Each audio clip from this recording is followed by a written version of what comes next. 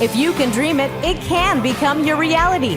Welcome to Dream Catchers, where we meet entrepreneurs who have left their home country to move to Costa Rica and start a business in paradise. These are real people and their real stories behind following their dreams to a little Central American paradise and how they made it work despite the odds. Welcome to Dream Catchers Costa Rica.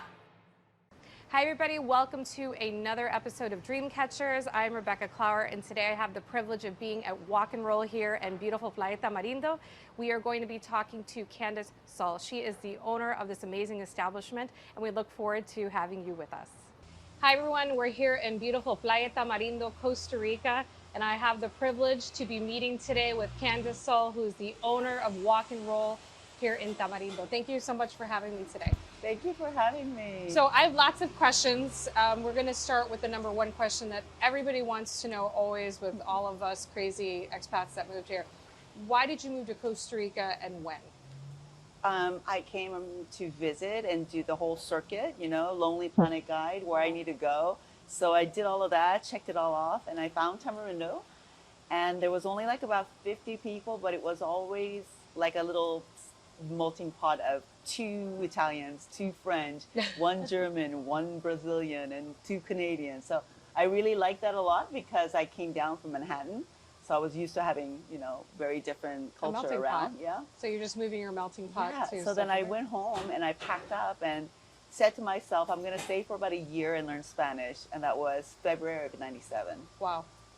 So and I haven't gone back since. I've been right here. You planted your roots. So you've been here essentially for 25 years. I guess, yeah. That's wild. It's obviously changed a little bit. A lot. Like I said, there was 50 people here. Yeah. I mean, down from the infrastructure and everything that I can even remember just from 16 years ago, this was all unpaved. So imagine to go watch the sunset, you have to go with the flashlight. Because once the sun set, it was pitch dark. There was no street lights. So you have to walk back home. I can't imagine. That's crazy, dude. Yeah, some crazy stories for sure. Oh my gosh. So obviously there's a lot of places that you can move in the world.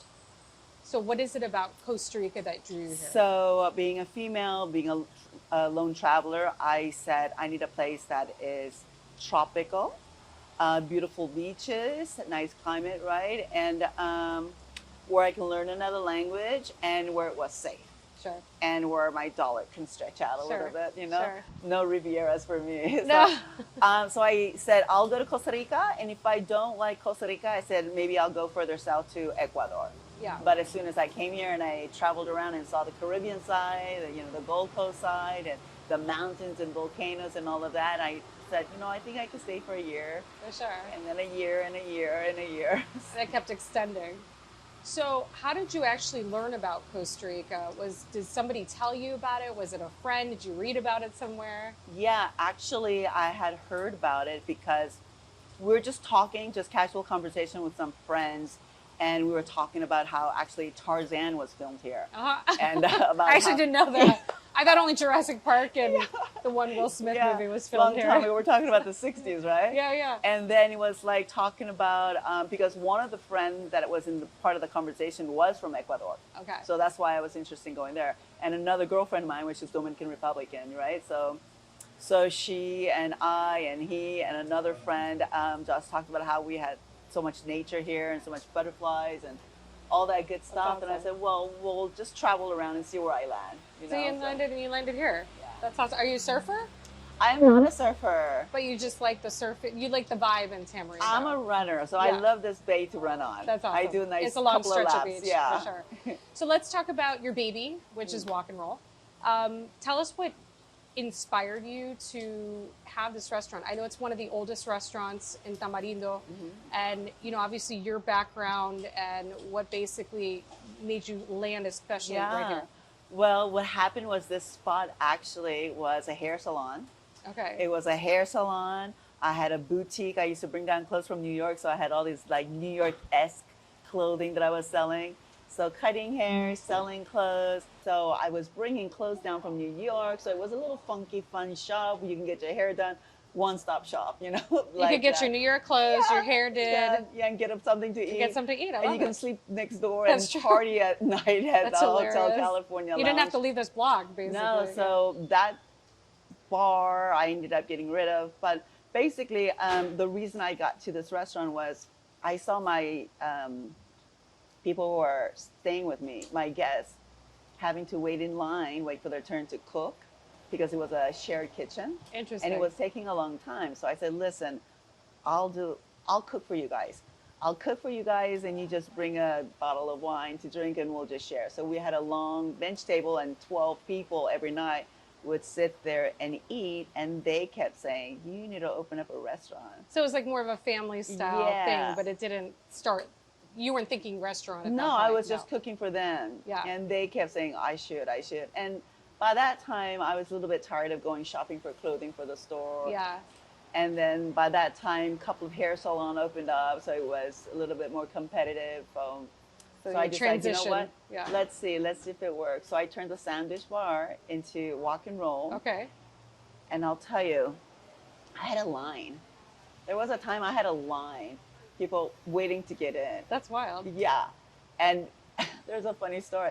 There were so many people that I actually didn't have any more tables and chairs. So I took the beer crates, piled 2 on each side. I took one of the door down and put the door on top. That's and we hilarious. all sat around in So the it's beer like a crates homemade.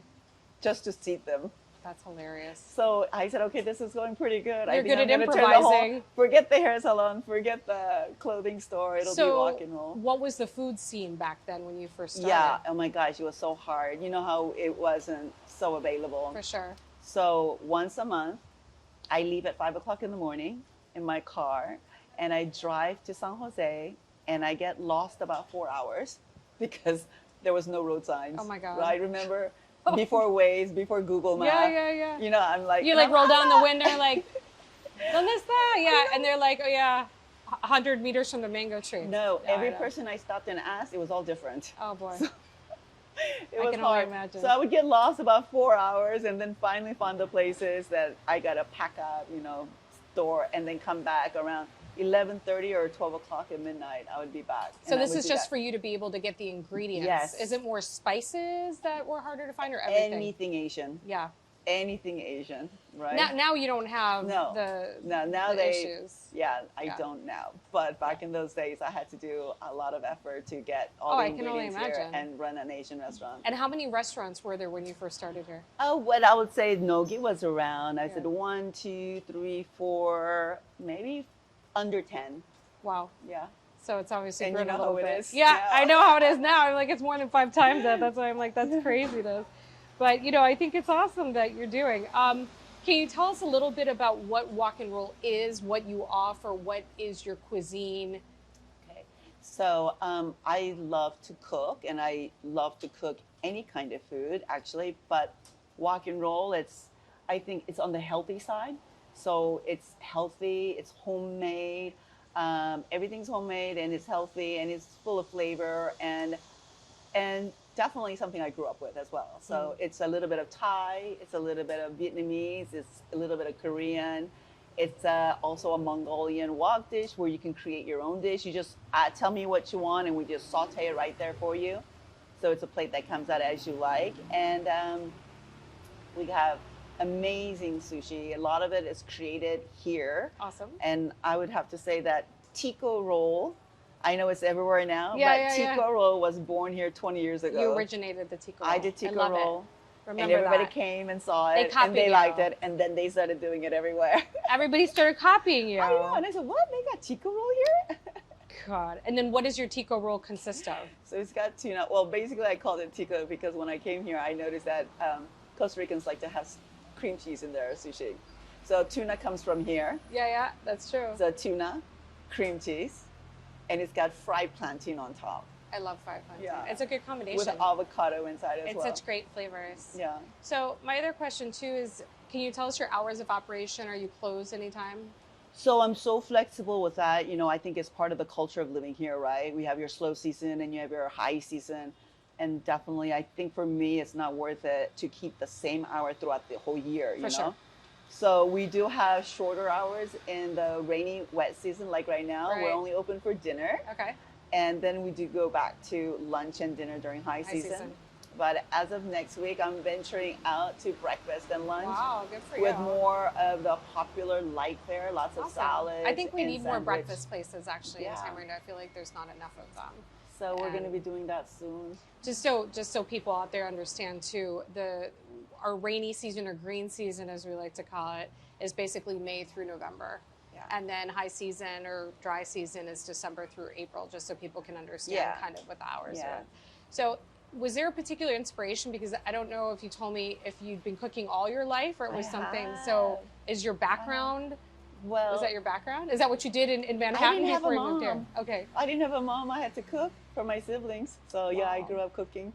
That's amazing. And how many siblings do you have? Huh? How many siblings? I have a little sister and an older brother. Aw. Yeah. I'm surprised they're not here. You didn't convince them to come. My brother's still a holdout, so I'm trying to Yeah. get him. I don't know. It doesn't hit like my brother is set in his way. He Yeah, likes yeah, the yeah. city life, you know. Sounds like my He brother. likes the convenience. Sounds like my brother. He's in Buffalo, so Yeah. he's, he likes It's, his like, city it's life getting too. more and more convenient here, so we'll see. That's a good thing. So did you ever dream that that it would grow into something like this? I mean, you should be really proud of yourself Oh, because thank it's, you. I remember Thank what it you. used to be, how it's grown, how I- you've changed, and Yeah, well, this big change, the big renovation came because of the fire. Yeah. Remember? It Yes. got burnt down by the neighbors. I feel like everything burnt down. So once in here. that way, burnt down. So gone with a typical, the rancho style, you know, lots of Rustico. wood. Yeah, yeah, yeah. And now More modern style. I think it's an awesome, combination. So obviously you've had your challenges starting the business. Despite the challenges, are you happy that you started Wok N Roll? Yes, absolutely. Yeah. I still love it. Yeah. I still love it. I still love what I do. Yeah. I mean, I still make the little dumplings by myself.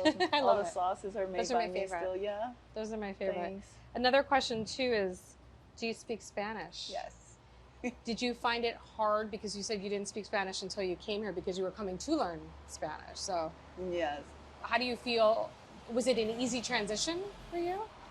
Well, granted, we're in a very touristic place. Yes. And I would have to say most of the time I'm speaking English. Correct. This is true. So it's probably slower, than diving right into Villarreal. Sure, The obviously, next obviously. typical town. I think if I were there, probably in a year, I would be, right with it. But I speak enough now after 25 years. Yeah, no, I mean, that's a good amount of time to be here. You pick it up quick. You're like, doop, doop. Can you tell us a little bit about your background? I know you have a son. He attends a local school here. We talked a little bit about how they've grown up so quickly. Yeah. How do you feel about just having a child here that's been able to grow up in this environment, and maybe for other people who are thinking of coming down with families? Gosh, it's I think, so fantastic for children to grow up with just sand, water, sun, sticks, Yeah. I mean, there are many times I look at him watch and I go, wow, isn't that amazing? Like, they would just pick up like broken driftwood sticks and then they would like make tools with it, or they're boys, Yeah, it's yeah, for arms, sure. it's a gun now, that Exactly. stick is a gun, They chase each other around the beach, or dig for sand and make castles.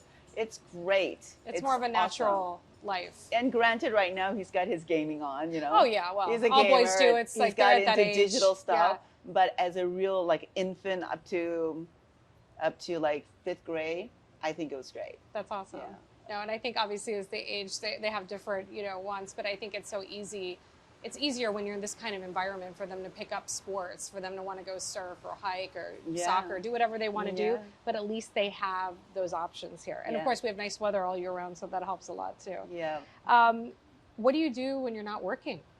What do you like to do for fun? What are Candace's hobbies? I know. Run, you're a runner. Well, I I know you said mean, that. it's a treat if I can get it time off to go running. Yeah, yeah, so yeah, yeah. I like that. But I like cooking. Does it sound boring? I Cooking cook and more. running. She likes to I cook cook and run. more. I That's start okay. cooking other stuff for other people. But you like to run on the beach, Yes. as opposed to running on the road here. That's yeah. right. Yeah. Well, it's a nice flat. You can tell us a little bit about maybe Tamarindo town, what it has to offer, why you like the beach so much. It's a relatively flat The beach. best sunset in the world. For sure. For sure. For sure. So amazing. Yeah. So amazing. So I agree. That is a huge I agree. plus. I love the beach too. It's white sand, it's spacious, Yeah. So that number 2, the shade, the space we have, and lots of shade as well. And lots of great businesses, and it's a great community, and we're close to everything, We're close to the international airport. This is true. And the climate is wonderful. I find this the driest. You don't want to go anywhere further south if you don't like the rain, right? Right. That's right. true. So Guanacaste is definitely the driest province. and we have that still the melting pot. Lots of mixture of different culture. Everybody from all different parts of the world to live here. You know. Yeah, no, for sure. So, what's your vision for the business? Like, do you see yourself expanding? Do you think you'll just focus on this one location and give it your all? Like, do you have any grand plans to be, take Wok N Roll to another town? I know. My dream has always been to spread it out. Do you ever have people that ask you they do. or want to partner up with you and say, hey, let's bring Wok N Roll somewhere else? Yeah. Yes, one day maybe. So it's an option. It's not off the table. It is an option. Yeah, that's a good thing too. Obviously, you're a working mom, much like me. It's hard to juggle things. How do you do it all? Do you have help? Multitasking, multitasking, and just keep busy. You're probably the one person that's not from here that's been here the longest that I know of in the area. I feel like people that have been here over 20 years were rare because it takes a certain kind of person to adapt to not only living in another country, but adapting to another culture. You've seen changes just like I have over the years. How has it changed for the good and the bad? Oh, yes. Well, I would say when we had 50 people living here, this is going way back to 96, 97, we were definitely one big family, right? Yeah. We all needed each other. We supported each other. Every time anybody makes a San Jose trip, we take an ice box and we take orders. Oh, that's hilarious. We take orders. What do you need? What do you need? Take orders. The things we take for granted. Yeah. We become mules for them, right? Bring things back. Well, but I don't even think that's been that long, really. I mean, because I used to do Price Smart runs, I used to go to San Jose. We take things for granted, like now that we have a Walmart, now that we have a Price Smart and, membership shopping and just an Automercado and things that we didn't have, when we all moved here. Yeah, so. And it's also in Liberia now. Obviously we've been here for a long time and you're one of the few people that's seen these massive changes go on from, simple things like having unpaved roads and dustiness and to getting paved roads.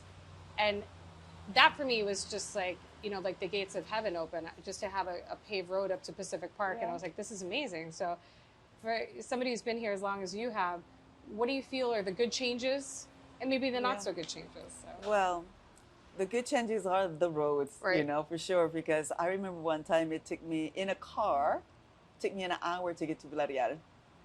That's crazy. Yeah, an hour. Because there were so many potholes that the car was trying to avoid each pothole. So it was at the speed of walking pretty much. Oh my gosh. Well, and just to put it in perspective, Villarreal's like, and now, I mean, when there's not traffic, you can get there in 5-7 minutes. So that's just to put in perspective, it used to take up to an hour. So good road is a good thing. Yes, good roads are good things.